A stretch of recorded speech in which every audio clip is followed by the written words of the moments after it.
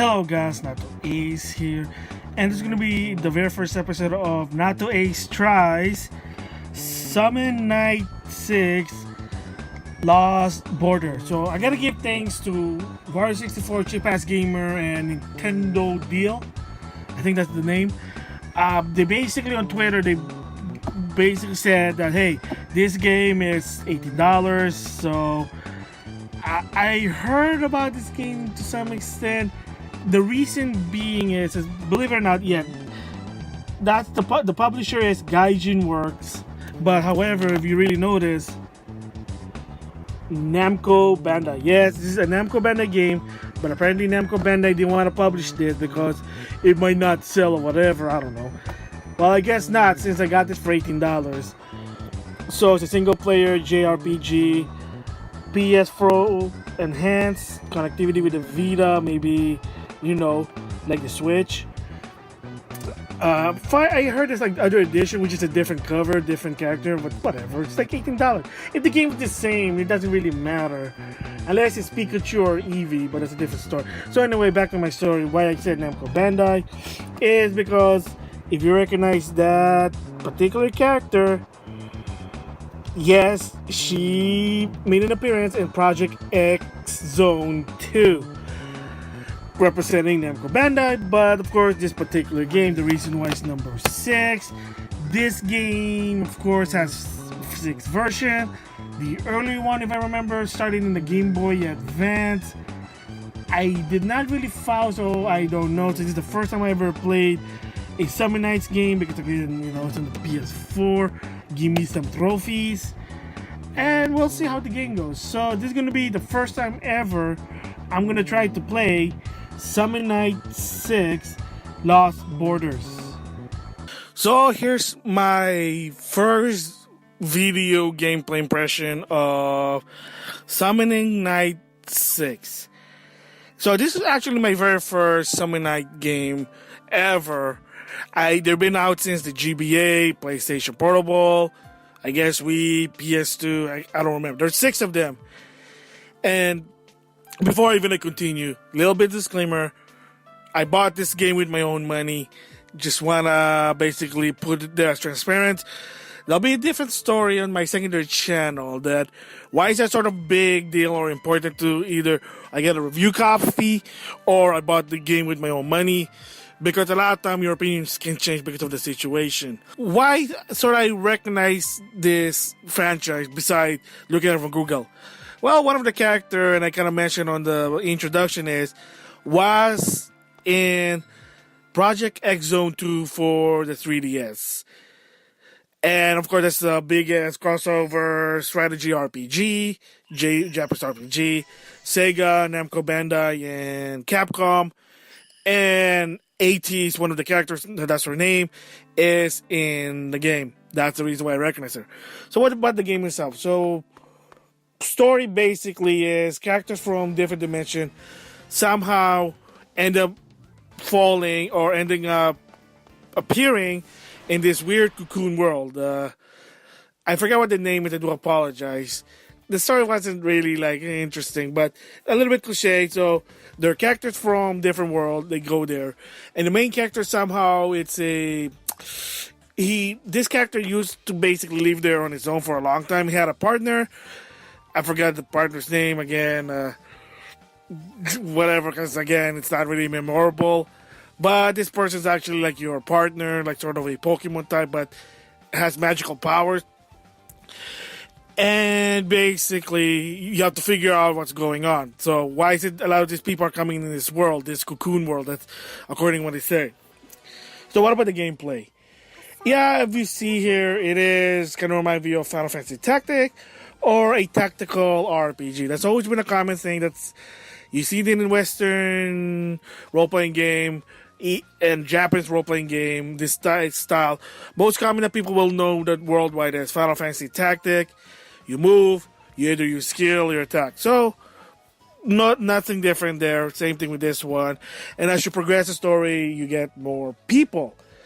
So what is the part of Summon Nights here, and why is it there's the word summon?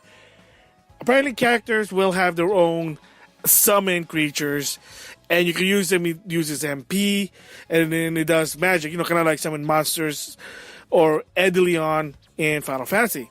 But it's also another option that you can do, but you have to teach them or make them learn a particular skill, and you can actually summon a monster as a playable character. They won't really level up, but now you have what it is you get more chances because now you have more people on the grid. Sometimes you'll be like 3-player character, then there's a lot of monsters. It's the thing about JRPG. So now you're trying to even up the odds. That's why you can summon monster. Let's see. And so you either can use magic, skill, or you can summon a monster. Again, is the game hard? Well, in any typical JRPG, the best part, I know some people don't like it, is yes, you do need to level grind in the game. You need to earn some GP, earn some experience points. So the best part of this game is there are some free battle. You just go to a particular map, click, battle, and you can do it repetitively. And again, if you like grinding, then it's no problem. But it does get repetitive when you're trying to power up. It is what it is. I mean, that's been what JRPG is. I used to play Final Fantasy for the Super Nintendo. I just fight the most strongest monster, level up, and that's really it. So it's no different with this one. It's a particular old style JRPG. But the way you experience here is that you don't just level up automatically. In every end of the battle, you got experience points, accumulate experience points, and then you have to distribute to your characters. And they're not really that much. It's like, for a while, it's like 100, 200, like that. So, very simple, but later on, the higher you get, then you need to get more experience points, but that's always been a common thing in JRPG. So, what else can you do with this game? There is sort of a hub base here, believe it or not. Your partner somehow has a base inside him. Again, it's like those fantasy things, a magical fantasy. It's a different dimension, it's like a pocket dimension. And there's your home base, there's like a shop, a gallery, academy. So you learn skill, you improve your weapon, you improve your skill, you improve your monsters. Again, micromanagement to some extent. Again, it's a common thing now in these days in JRPGs. No more. It's not just just go around, attack, experience points, level up. When you level up, you learn more skill. And this particular is, like I said, end of the battle. You have to distribute your experience points, and then you need money material to improve your weapon, magic. Not that bad, but again, time consuming. Yes. So unless you're not a hardcore JRPG, this is probably gonna turn you off. So just saying there. Story wise, not really too interesting. It's a sort of cliche of why everybody's in there. There's a bad guy. We gotta figure it out. Let's team up. Okay, there you go. Here we go. And voices. What about the voices in the game? And music. Music is okay. Again, not too, it's not Super Smash Bros. Ultimate quality, but it does the job. Voices, whether it depends on your position and your side, this game does not have dual language. Fortunately or unfortunately. Again, it depends on your side. Like I said, I'm a very supportive of English dub, so I'm happy that it has English dub. But like I always said, it's always good to have dual language on video games. At least you're making more people happy. Also, one note about this game, it is published by Gaijin Works. Yes, Namco Bandai basically owns the game, but they outsourced the game to Gaijin Works. They did the localization of the game, did the publishing, hence, I don't know. And is that concerning? Yes and no. No, because at least they brought the game out. Yes, it does tell the company themselves that we have no confidence with this game. We're just going to outsource it. They kind of did this with God Eater on the PSP. It was in the West, in the US, was outsourced and published by D3 publisher. But Namco Bandai basically was mentioning we own the IP. And some company will do that, and the reason basically is one or two things. They don't have the funds to do it, or they don't have the confidence in the game, so they kind of outsource it. Case in point also, sadly or not, depends on your opinion, Ideal Factory, some of the games that they own, the IP, such as, Amnesia, Hakyoki, and what's the other one? Code Realize. Of course, those games are basically Otome, aka visual novel.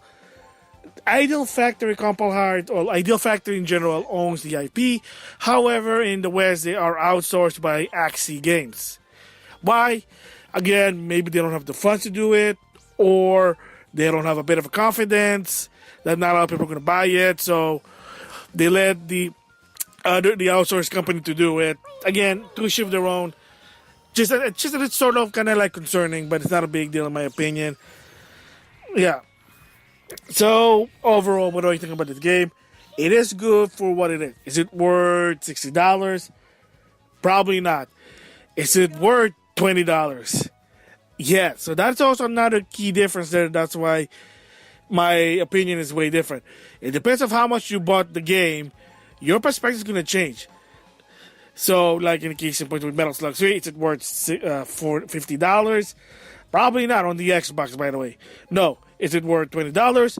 Oh, yeah, most definitely. So, for a $20 game, it is good. For a $60 game, maybe not. I would say this game should have been an MSRP of $40 because there's another reason. The graphics.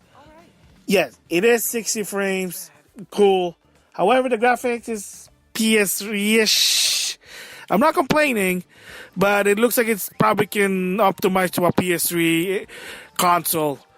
I mean, remember, a lot of those PS3 games, believe it or not, if you port them to the PS4, yeah, I mean, there's not a lot of data in it, the frame rate, so you can probably ante up the frame rate. I mean, Valkyrie Chronicles Remastered is in 60 frames. Tomb Raider, the first one, it's 60 frames. The Last of Us Remastered, 60 frames. And you kind of see it. That's what. So, graphic-wise, it's not that bad, but it's not that good either. So, what is my first impression score for this game? I would give it a 6 out of 10. Why is that? Well, I got it for $20, so let's just say plus. So, Pro, $20. Con, let's just say $60. No. But other thing pro about it is it's not really that hard. It's very simple for a strategy JRPG. The mechanics, really not that hard. Grinding here is not that bad. You do need to do a little bit of grinding, so this is con there. But the pro is grinding's not that hard. Easy to make money, easy materials there. Characters, I mean, they're colorful, cutesy, anime style, 60 frames.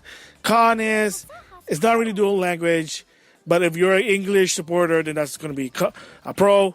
Con, lack of Japanese. Graphics, so wise, even so 60 frames, it is a PS3 graphic on the PS4. Story-wise, really not that dynamic, in my opinion.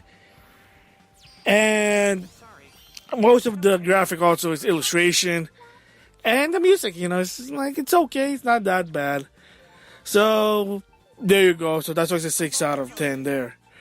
So, would I recommend this game?